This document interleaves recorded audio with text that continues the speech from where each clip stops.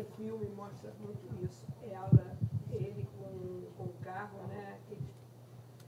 Passando, né? Acho que é no barco, né?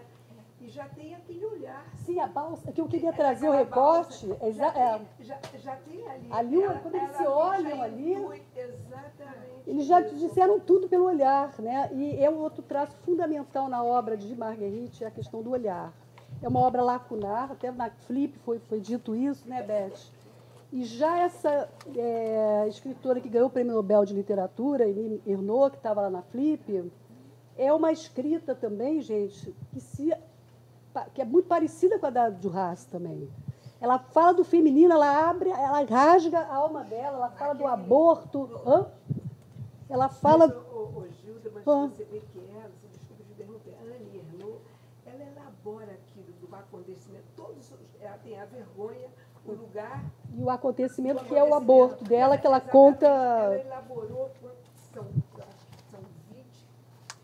20 anos ou 30 anos depois. Sim. Então, ela teve esse tempo de elaborar. Sim, são 30 livros, né? Ela tem um percurso enorme. Tudinho, mas o que eu quero dizer é o seguinte, gente, aí eu acho também legal transmitir isso para vocês. A minha tese, eu estou terminando minha tese de doutorado em psicanálise e arte, e eu rasgo também a minha alma, só que, como eu estou numa academia, eu fico também ali, né? Mas eu adorei isso, sabe, de uma escritora, né, ganhar um prêmio Nobel falando das entranhas dela, da dor, da perda, colocou todo o trauma dela. Essa cena da Lovenstein, gente, se ela não coloca, né, o que acontece na clínica, uma pessoa que viveu aquela cena ali, que caiu como estilhaçada, né, daquela relação amorosa, se ela não puder colocar palavras, se ela não disser algo daquele trauma, o sujeito fica fixado. Então, uma escritora, né, consegue, quando ela escreve toda a dor dela, é uma forma de elaboração muito assim, valorizada por Lacan, né, para a psicanálise, e ela ganhou o Prêmio Nobel, concorreu até com um amigo meu, Dionísio da Silva, que é um querido, assim também, uma pessoa genial, Dionísio, foi indicado, esteve aqui. Então, assim, o momento é que a gente possa apostar nesse feminino, sim, com coragem de poder dizer disso, colocar isso em palavras, na escrita, e por isso que eu trouxe Marguerite Duras para abrir aqui a nossa jornada. Tá bom? Eu acho que eu fico por aqui.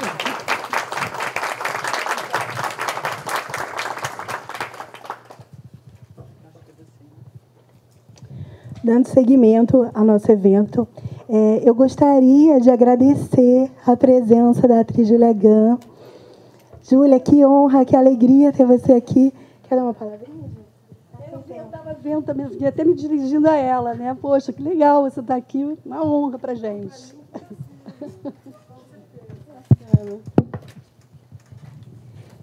Agora nós vamos ter a honra também de ouvir a psicanalista, escritora, contadora de histórias, associada do corpo freudiano do Rio de Janeiro, membro do Núcleo de Direito e Psicanálise do Observatório da Mentalidade Inquisitória e autora dos livros A Vaidade no Feminino, Rumores Internos entre o Mal-Estar e a Psicanálise e o Direito, no prelo, Eu e Elas, Elas em Mim. O tema da Elizabeth é Virginia Woolf e Eu.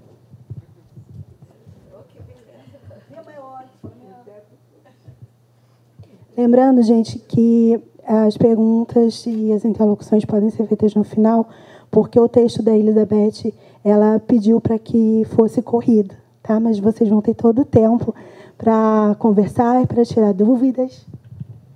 Bom, gente, boa tarde. Depois de passar pela experiência de viver um incêndio próximo às matas de Copacabana, na minha casa, ontem à noite, e ter o show do Caetano Veloso cancelado, porque ele está com coronavírus. Aqui estou eu, né? Esse texto, ele é inédito, ninguém nunca escutou. Ele é o último texto do meu terceiro livro, que ele se impôs a mim. Eu falei, ai, não, chega, já acabou. Aí ele falou, mas como? Você se conhece há muito tempo. Eu, ai, meu Deus, começou. Essa é a escritora falando. Mas como? Você conhece ela há tanto tempo. Então, vamos lá. Eu e Virgínia. Nos conhecemos em 1979. São Luís do Maranhão. Um amigo nos apresentou, Júlio Sena. Orlando revirou a minha vida. Naquele tempo, me separava. O feminismo eclodia em mim. O feminino também. O si próprio me atormentava. De que se tratava essa substância que está por baixo que me continha?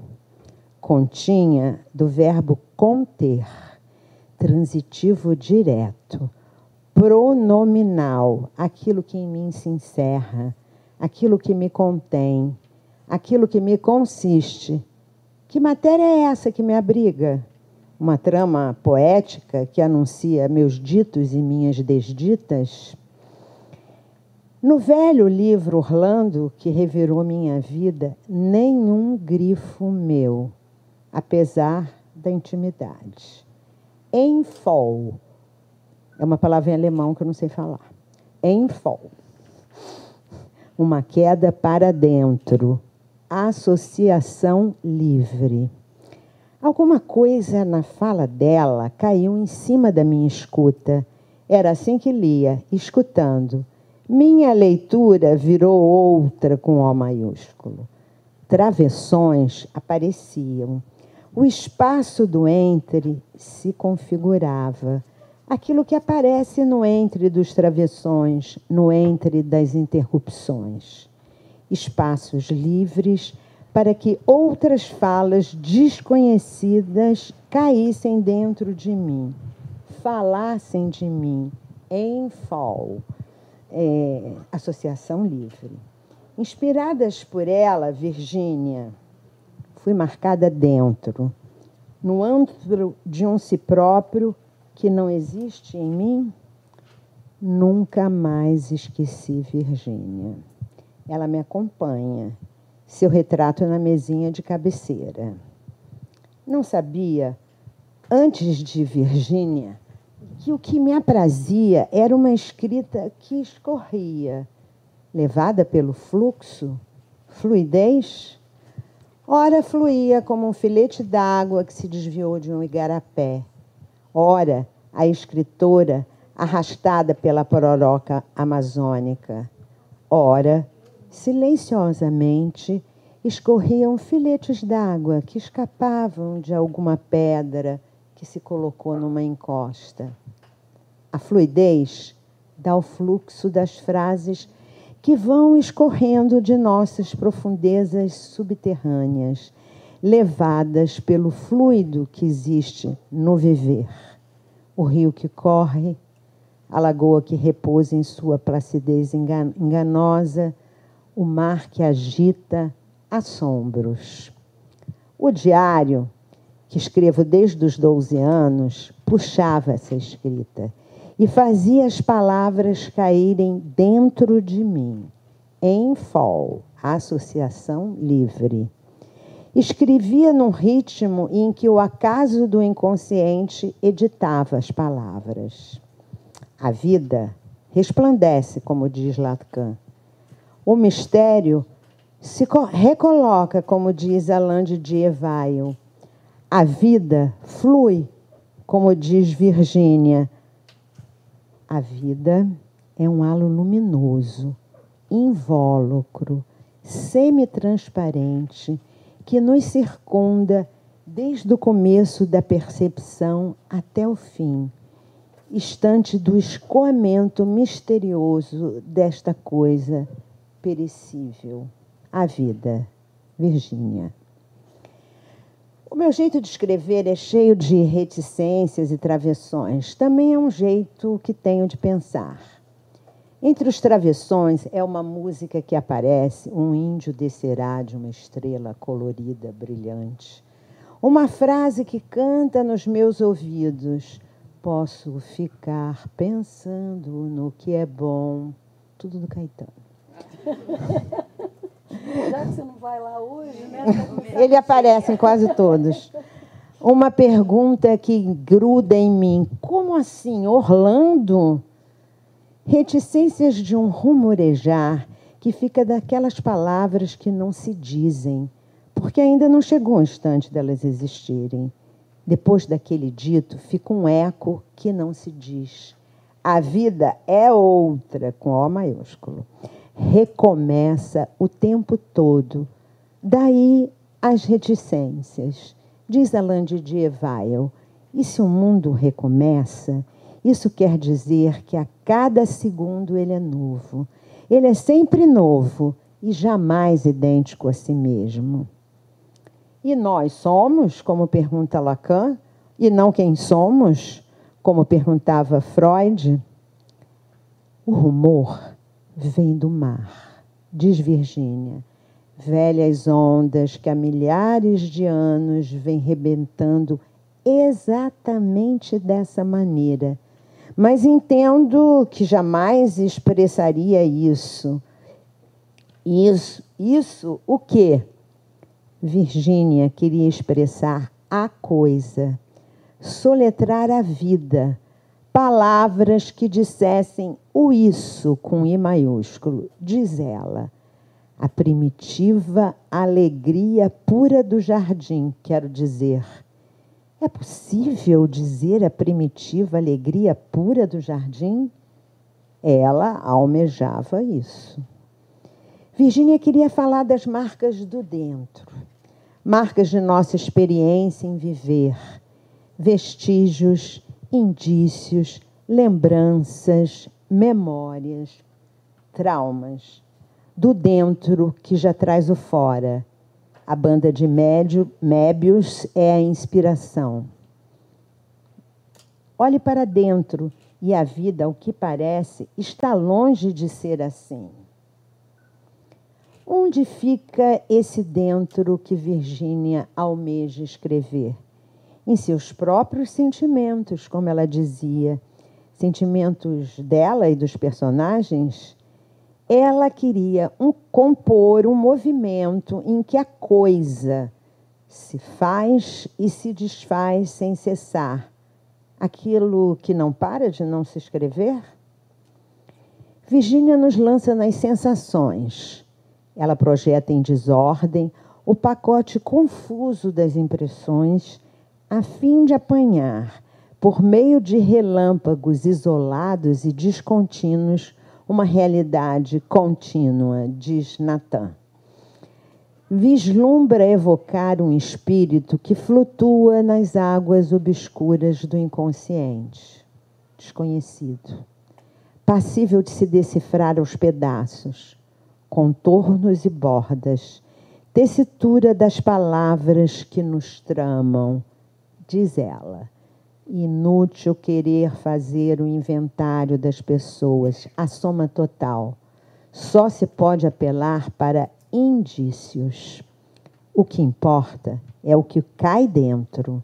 Enfol, associação livre, entrecruzamentos, sobredeterminação, percepções, imagens, lembranças, indícios. Essa é a montagem que Virgínia almeja com a escrita. Se libertar da tirania dos fatos e das formas. Desmanchar minuciosamente as dobras da seda das almas. Ai, chega a doer. Isso que escoa nas águas da sobredeterminação, súbito irrompe. Verblefung, outra palavra em alemão. Sideração. Surge, como ela chama, um momento de ser. A censura afrouxa. A palavra surge. A poética se faz. O inconsciente aparece e desaparece. Lusco-fusco da existência. Para Virgínia, é isso, com I maiúsculo, que lhe causa as névoas do inconsciente. Diz Nathan. Elas é que estão em causa quando se trata de reunir e torcer os fios enredados é ótimo, enredados da imaginação primária. misteriosa presença que não se diz. Uma mudez nos acompanha. Clarissa Dalloway. Clarissa acordou aquele dia em júbilo, frêmito. Alguém tem uma ideia o que é o estado de júbilo? Vou comprar flores para minha festa. Com um chapéu digno de Vanessa Redgrave, algumas plumas esvoaçantes de cor tênue, um verde que não se diz, compunham o seu chapéu. Graça, delicadeza, diz ela. E depois, abrindo os olhos, que imaculadas lhe pareciam as rosas, como os linhos recém-passados em cestas de vime, e os escuros e afetados cravos vermelhos de cabeça erguida, e as ervilhas de cheiro, abertas em seus vasos, roxas, brancas, desmaiadas, como se fosse um pôr de sol, e raparigas de musselina viessem colher flores de ervilha e rosas após um soberbo dia de verão. Vanessa Redgrave faz no cinema Clarissa Dalloway. Desliza pelas ruas de Londres com um vestido elegante, que cai bem, de cor verde que não consegue dizer sua cor. Cor esmaecida. Aqui, Vanessa Redgrave é Clarissa Dalloway. Diz Virgínia, Bond Street fascinava. Bond Street na manhã de primavera, as suas bandeiras drapejando, as suas lojas, nada turvo, nada berrante. Uma peça de fazenda no estabelecimento onde seu pai comprara roupa durante 50 anos, umas poucas pérolas, salmão no gelo. Vive imersa em pensamentos só acessíveis a ela, os mesmos de sempre. Sou amada? Sou muito frugal? Rasa? Me contento com pouco? Amalgamada por receios? Não tenho coragem. Sair por aí? Tinha a perpétua sensação, diz ela, enquanto olhava os carros, de estar fora, longe sozinha no meio do mar. Sempre sentira que era muito, muito perigoso viver por um dia só que fosse. Dalloway a acalmava.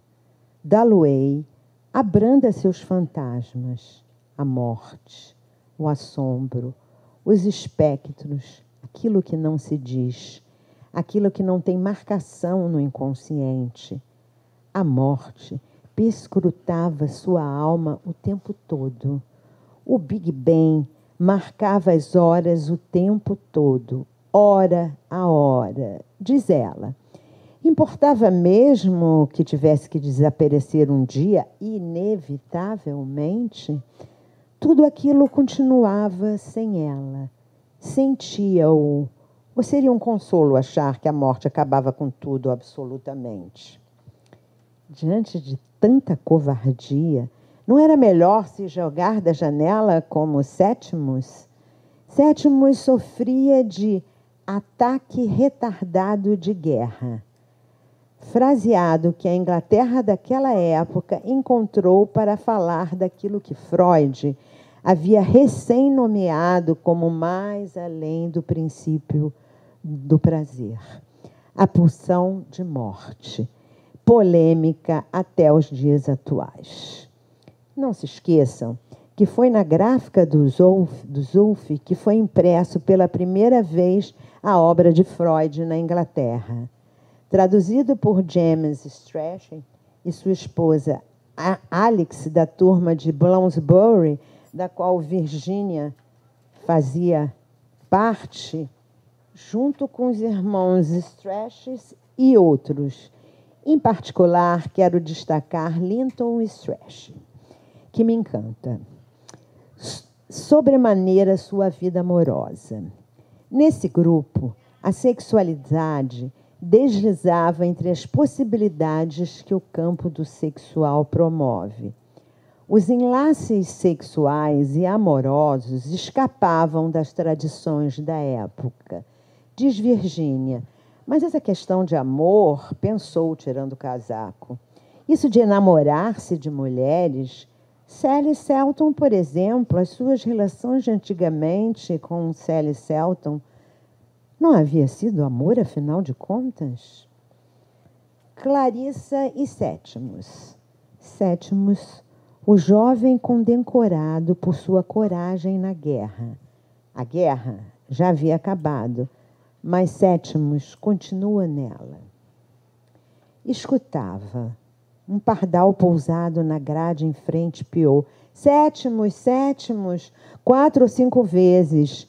E, cascateando as suas notas, continuou a cantar alto, com frescor em palavras gregas, que o crime não existe. E, tendo chegado um outro pardal, cantavam ambos com voz prolongada e penetrante em grego, dentre as árvores do prado da vida, à margem de um rio onde passeavam os mortos, que a morte não existe. Ali estava sua mão, ali os mortos. Coisas brancas se reuniam atrás das grades opostas, mas ele não se atrevia a olhar. Evans está atrás daquelas grades. Clarissa contracena com Sétimos o tempo todo. Ela se vê nele, mas ele não se vê nela. Virgínia com Sétimos traz à cena seus rumores internos. Sétimos traz a carnalidade das dores de Virgínia. Sétimos reverbera em Virgínia. Ela dizia saber bem quem era o Dr. Bradshaw, que cuidava de Sétimos, um grande médico. Mas para ela, obscuramente maléfico, sem sexo nem desejo, extremamente atencioso para com as mulheres, mas capaz de algum indescritível ultraje, violar a nossa alma, por exemplo. Virgínia coloca em Sétimos todo o desamparo daqueles tempos. A guerra? Seus rastros se espraiavam pela atmosfera londrina. Sua evidência se fazia cena. Os mutilados andavam pelas ruas. Os delirantes contracenavam com os cidadãos comuns, pouco acostumados com essa perturbação. Espanto, estranheza, compaixão. Um infamiliar flanava pelas ruas de Londres nesses tempos em que Freud cria sua pulsão de morte. Aqueles que trouxeram da guerra as garras do desespero continuam na guerra, acossado por seus fantasmas internos, que Virgínia em Mr. Dalloway chama ataque retardado da guerra. Esses que sofriam desses ataques se tornaram uma categoria social e patológica? Jovens combatentes que haviam lutado pela paz social, que se desenha em Londres com suspiro e alívio de somente alguns. Havia uma compaixão com piedade? Sem piedade? Esses que voltaram, mutilados, desamparados, cheios de dores da alma, reveladas por uma psicopatologia onde a violência ultrapassa a potência das palavras. Outras vozes surgem naqueles em que uma certa tendência já os empurrava para essa condição? Com Sétimos, Virgínia dá voz à teoria que Freud precisou construir para, no mínimo, responder à pergunta: por que aqueles que voltaram da guerra continuam na guerra?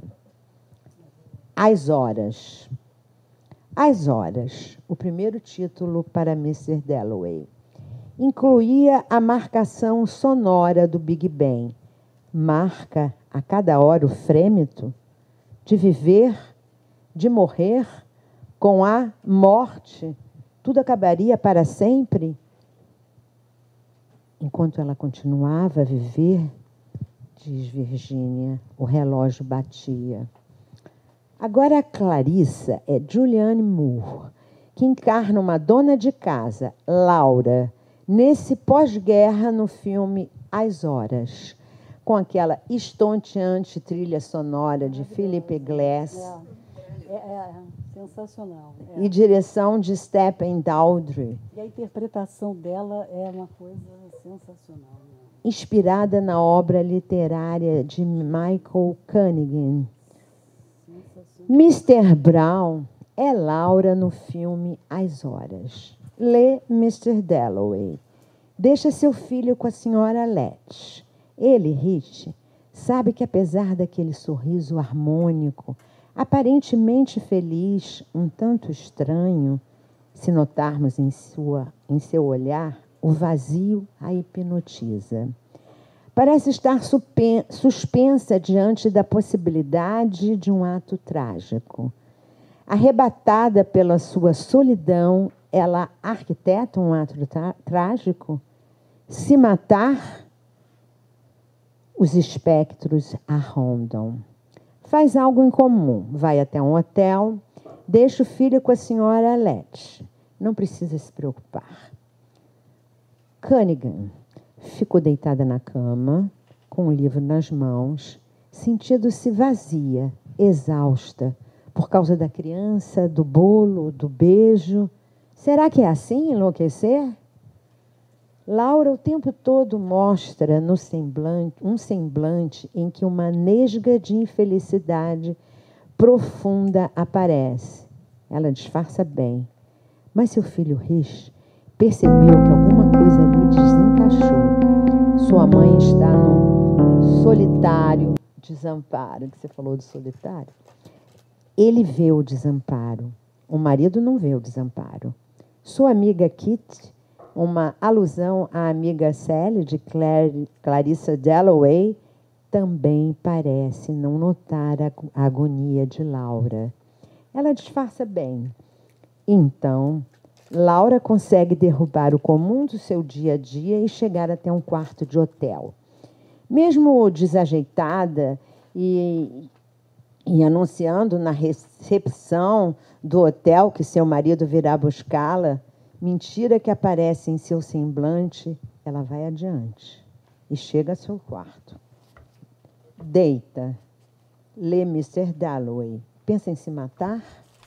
Ela está grávida. 2 mortes numa só morte? Lucro? Pesar profundo? Dívida inestimável? E Rich? Como Medeia, num raro e rápido momento da tragédia grega, onde sabemos que não cabe hesitação, Medeia pensa em não seguir com seu plano de matar seus filhos. Ela hesita por um instante e logo é tomada novamente pela híbris e segue adiante. Laura hesita. Clarissa Dalloway hesita. Virginia hesitou por muito tempo. Laura e Clarissa. Laura vai até a janela, abre as cortinas brancas finas, ergue a persiana. Lá embaixo, a praça em forma de V, com sua fonte e suas roseiras mirradas, seus bancos de pedra vazios, Laura sente novamente como se tivesse entrado num sonho. Sai da janela, tira os sapatos. Cunningham. Clarissa, depois da chegada do Dr. Bradshaw, que anuncia o suicídio de Sétimo, deixa sua festa, sobe as escadas e vai até a janela de seu quarto e, como Laura, elocubra pensamentos. Faz perguntas sem respostas. Com a morte, tudo acabaria para sempre? Diz ela. E depois sentiram ainda naquela manhã havia o terror, a cabrunhante incapacidade, pois nossos pais a puseram em nossas mãos essas vidas para que a vivamos até o fim. Havia nas profundezas do seu coração um terrível medo. Quantas vezes já não deveria ter perecido? Conseguira escapar, mas aquele jovem havia se suicidado. Clarissa encaminha-se para a janela e o milagre da vida, como um halo luminoso, palavras delas, insiste. Clarice se vê na velha senhora? Hesita uma fração de segundo e o ar fresco da noite afasta. Eu não enxergo de longe, tá? Olha, só para porque faltam 5 minutos. E o ar... Parte para o final, Beth. Estou indo. E o ar fresco da noite afasta seus fantasmas. Diz ela, encaminhou-se para a janela. Apartou as cortinas, olhou. Oh, que surpreendente! Na sala fronteira, a velha senhora olhou para ela. Ia deitar-se. Era fascinante olhá-la, aquela velha senhora, movendo-se, atravessando o quarto. Poderia ela vê-la? O relógio começou a bater. Os pesados círculos se dissolviam no ar e deixou a saleta. E Virgínia? No dia 18 de fevereiro de 1922, ela escreve em seu diário que, mais uma vez, sua mente foi desviada do caminho da morte. Desvios, hesitações, escapes, pedras no meio do caminho, caminhos que se bifurcam, trilhas que Virgínia conseguiu arquitetar. No dia 17 de outubro de 1924, ela escreve em seu diário: subi a escada correndo, achando que ia arranjar tempo para registrar esse fato espantoso. As últimas palavras da última página de Mr. Dalloway, mas foi interrompida. Em todo caso, ontem fez uma semana que escrevi, porque ali estava ela. E fiquei satisfeita por livrar-me do romance, porque ele exigiu demais nas últimas semanas. Embora tenha ficado mais fresco na minha cabeça, sem muito, quero dizer, da habitual sensação de ter escapado por um triz e de mal ter me equilibrado na corda bamba. Sinto mesmo que disse muito mais do que costumo dizer. Mas, de certo modo, este é uma proeza. Terminado sem interrupções por doença, o que é uma exceção, escrito realmente em um ano. Enfim, chegou um momento em que os caminhos não mais se bifurcaram e os desvios não mais foram possíveis. Caímos nas mãos da fatalidade. As pedras do caminho foram colocadas nos bolsos e Virgínia sucumbe nas águas do rio Alze. Dizem que, nesse momento, apareceram muitas letras e muitas palavras cintilando na superfície das águas do rio. Muito obrigada.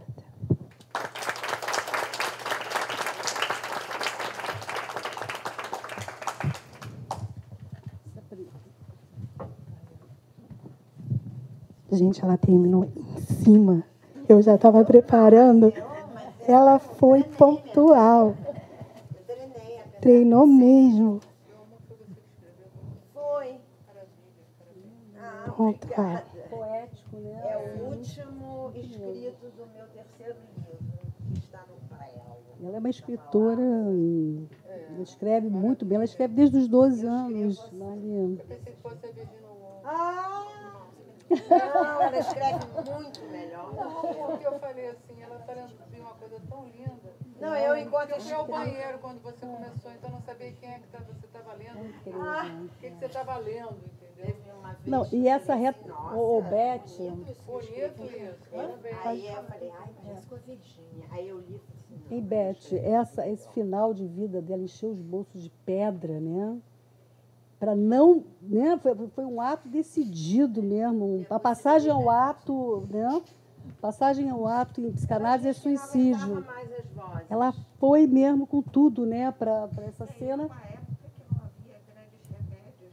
Então, eu penso sempre isso. Se fosse hoje, talvez ela não se E suicidasse. muito simbólica as pedras da vida também, né? Se a gente parar para pensar, né, no significante aí que ela jogou ali, muito sofrimento dela, né? Assim, uma pessoa genial, fantástica que acaba a vida assim, né? Eu penso assim, sempre para me consolar isso que você falou. Eu acho que talvez hoje ela não se suicidasse. É verdade, é verdade. Mas Agora, só uma coisinha, você fala de Medeia, também tem um momento que você fez um paralelo com Medeia. É porque na tragédia grega, a gente sabe que não há hesitações. Sim. Ela já está o destino está determinado desde antes. Mas eu li um livro, eu já não me lembro mais o nome da filósofa, em que ela dá um grifo e um destaque que a Medeia teve um mínimo minuto de hesitação. Em que ela, porque também a Medeia, ela já é depois dos primeiros, já está mais lá para o fim, né? E aí ela pensa, será que eu não mataria os meus filhos? Mas imediatamente ela é tomada pela híbris, que a gente sabe que a híbris é o excesso, né? E eu acho que na psicanálise a gente chamaria o gozo, né? E aí eu queria fazer só um paralelo rápido também com a personagem de Lowenstein, com Medeia. Porque Medeia também cai do olhar de Jasão na posição de objeto de desejo e do amor desse homem. É a tragédia das mulheres. Só que ela se vinga desse homem matando os filhos, né? Ela... eu sei, mas eu não sabia falar em alemão. Anfolen? Eu não sabia falar em alemão. Sim, mas aí, só fazer esse parâmetro que eu acho interessante, que ajuda, assim, só porque é uma contribuição, né? A diferença da personagem LOL, falar em alemão. de LOL que eu estava falando, né, da minha apresentação, com a personagem, com a Medeia que você está trazendo, é que Medeia sai para uma vingança, né? Quando ela é abandonada, quando ela cai ali estilhaçada desse amor desse homem, que tudo na vida dela girava em torno de Jasão, né? Quando ele escolhe outra mulher e vai embora e abandona ela com os filhos, que ela cai desse lugar do amor, lugar do objeto de desejo desse homem, ela mata os filhos para se vingar. Então, ela tem uma vingança. Lowenstein, não, né? Ela fica paralisada, cristalizada na cena traumática do abandono desse homem. Exatamente. Não, aí já Marguerite Duras escrevendo sobre ela. Né? Mas é muito do feminino. Só um pouquinho, gente, só um pouquinho para a gente, claro. Né? Deixa eu só trazer, porque eu estou falando, né? Porque senão fica muitas informações. Então, assim, eu queria trazer essa questão do feminino, né? O quanto também tem essa questão aí forte, né? Do ódio, né? Como uma vingança ao outro, ou então reverte num suicídio. Porque ou você joga essa violência, né? No outro, você trouxe esse mito, estou trazendo, estou falando, né? Ou você se suicida, como a Virginia Woolf, o exemplo da Virginia Woolf, quer dizer, né? O que houve que reverteu a libido, reverteu sobre o ego, a ponto dela cometer um suicídio. Então, aí assim, a gente tem que ir na história dela, né? Teve estupros, violências. A Márcia quer falar? Não, só queria trazer uma parte, porque eu sou uma amante de ler cartas e de amor. Eu passei... eu tenho uma trilogia coreográfica em cima de cartas de amor. E talvez seja curioso, interessante trazer que quando a Virginia Woolf se suicida, ela deixa uma carta para o marido dela. E essa carta eu li, eu tenho num livro. E uma das coisas mais fortes, porque ela diz que ela não aguentava mais ela mesma, mas ela não aguentava mais ver um homem que esteve do lado dela em todos os segundos sofrer. Isso não era mais possível. E que ele entendesse isso como se ela estivesse libertando ele. Então é importante dizer, porque se nós falamos sempre da questão do feminino, mas é o masculino que está sempre atado, até porque nós saímos de um homem, né? Nós somos parte, coleções do que nós somos saem de homem e mulher. Então, e dessas vivências tão distintas. Então, eu acho muito interessante. Muito bom essa sua contribuição, é uma carta que muito me comoveu. Ela é pequena, ela não é muito grande e é tão preciosa. Muito bom, muito bom. Passamos agora para Marli. Sou eu? É você. Quer vir para cá? Gilda, Elizabeth. Oi, desculpa, gente.